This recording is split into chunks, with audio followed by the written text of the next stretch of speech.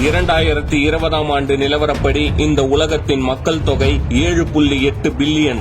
இந்த 7.8 பில்லியன் மக்கள் தொகையில முக்கியமான 3 ரிலிஜியன், அதாவது 3 மதங்கள் இருக்கு. ஹிந்து, முஸ்லிம், கிறிஸ்டின். இதுல கிறிஸ்டின் மக்கள் 31.11%, இஸ்லாம் மக்கள் 24.9% மற்றும் இந்து மக்கள் 15.16% இருக்காங்க. மேலும் கிறிஸ்டின் மக்கள் இயேசுவை கடவுளாக கொண்டு அந்த மதத்தில் உள்ளனர். இஸ்லாம் மக்கள் முகமது நபியை கடவுளாக கொண்டு அந்த மதத்தில் உள்ளனர். இந்து மக்கள் பல கடவுள்களை கொண்டு அந்த மதத்தில் உள்ளனர் என்பது நாம் அறிந்த ஒன்று. ஆனால் ஏன் மக்கள் கடவுளை நம்புகிறார்கள்?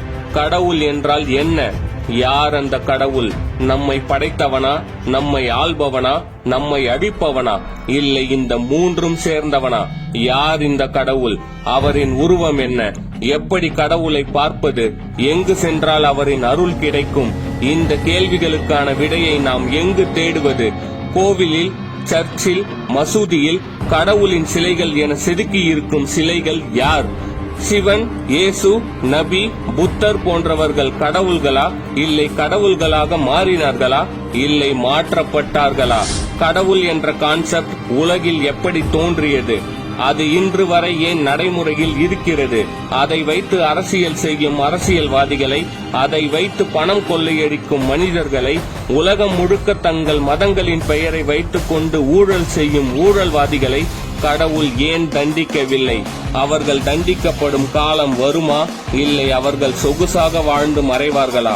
இது போன்ற எண்ணற்ற கேள்விகளின் விடையாகவும் கடவுளின் உண்மைத்தன்மை என்ன என்பதை நாம் அனைவரும் உணரப்போகும் பதிவாகவும் இந்த காணொளி இருக்க போகிறது.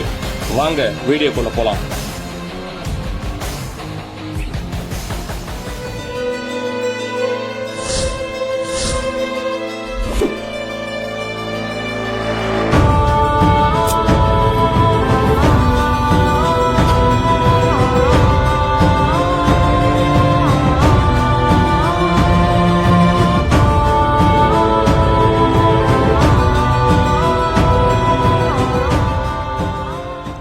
முதல்ல கடவுள் என்ற கான்செப்ட் உலகத்துல எப்படி உருவாச்சுன்னு பார்க்கலாம். இந்த பூமி மற்றும் பிரபஞ்சம் எப்படி உருவாச்சுன்னு நாம ரீசெண்டா தான் கண்டுபிடிச்சோம். 13.8 பில்லியன் ஆண்டுகளுக்கு முன்பு ஒரு பெரு வெடிப்பு நிகழ்ந்து அந்த வெடிப்புல இருந்து தோன்றினதுதான் நம் பூமி, சூரியன், மற்ற கிரகங்கள், பிரபஞ்சங்கள் என கூறப்படுகிறது.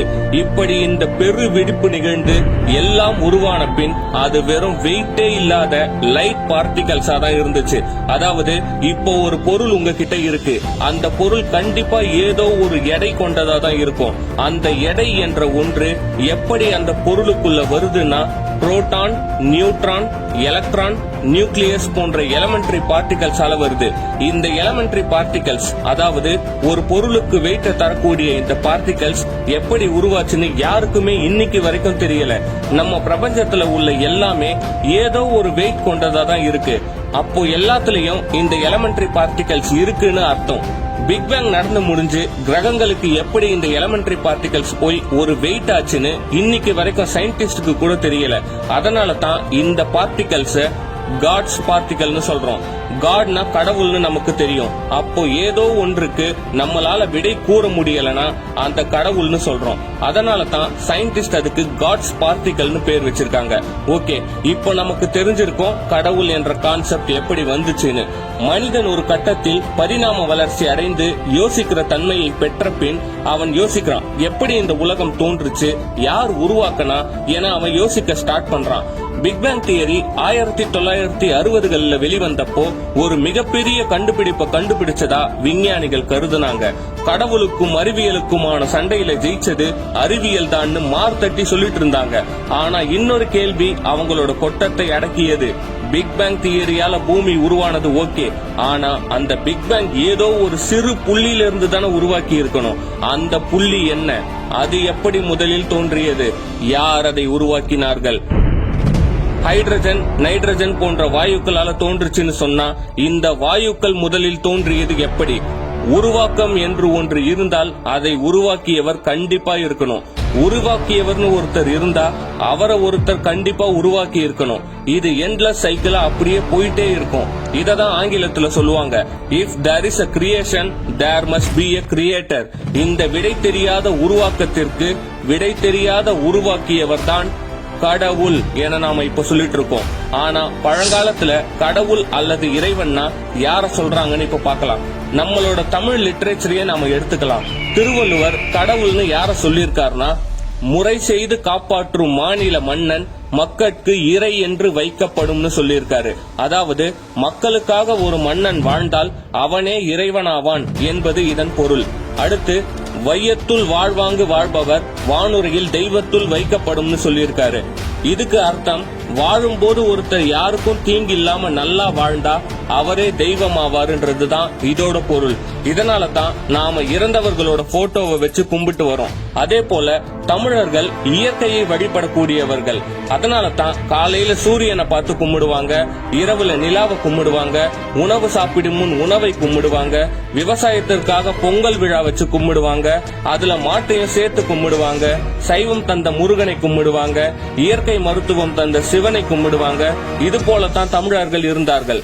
சர் வில்லியம் ஜோன்ஸ் என்ற வெள்ளைக்காரன் நம்ம நாட்டை வந்து ஆண்டப்போ யார் யாரெல்லாம் கிறிஸ்துவன் முஸ்லிம் இல்லையோ அவனெல்லாம் ஹிந்துன்னு ஒரு சட்டம் போட்டான். அந்த சட்டத்தின்படி தான் நாம இப்போ ஹிந்துவா இருக்கோம்.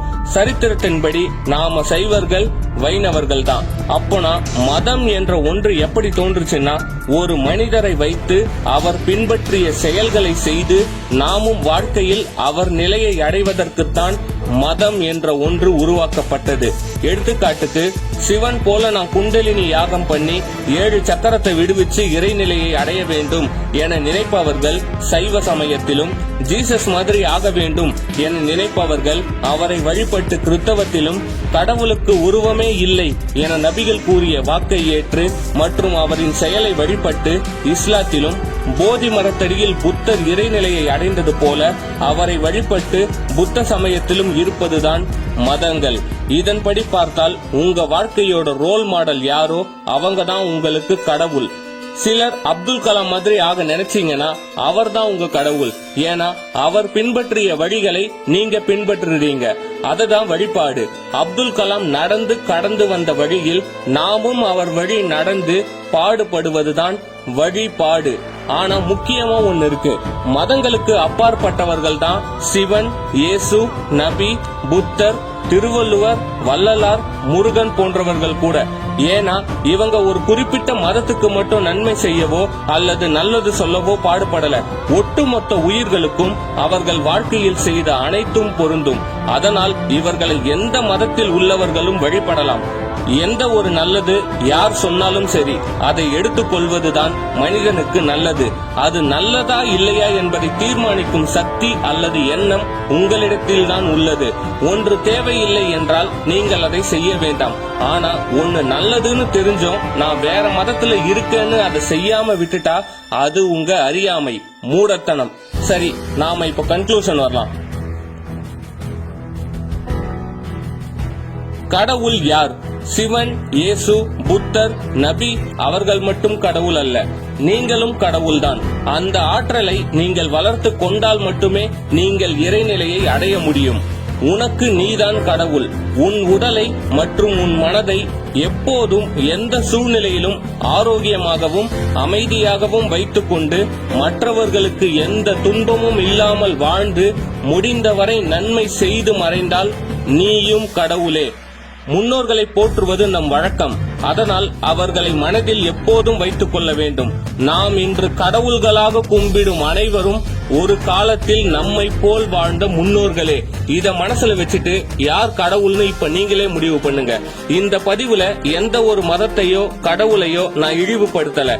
அறிவியல் மூலமா, சரித்திரம் மூலமா கடவுள் யாருன்னு புரிய வைக்க ட்ரை பண்ணிருக்கேன். உங்களுக்குள்ள ஒரு தெளிவு கடவுளை பத்தி வரணும்ன்ற முயற்சியில ஈடுபட்டதன் விளைவுதான் இந்த பதிவு. அறிவியல் நல்லா தெரிஞ்சவன் மற்றும் பகுத்தறிவு கொண்டவன் கடவுள் நம்மை படைத்தார் என்ற கான்செப்டை ஏற்க மாட்டான். கடவுளே இல்லன்னு அவன் சொல்லுவான். அவனை நாம குறை சொல்ல முடியாது. ஏன்னா அதுக்கான ப்ரூஃப் நம்ம கிட்ட இல்ல. அதே போல நம்மை படைத்தவர் யார்?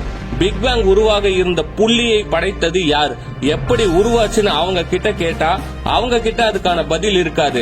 இந்த கேள்விக்கான விடையை தான் கடவுள்னு பலர் நம்புறாங்க. இவங்களையும் நாம குறை சொல்ல முடியாது.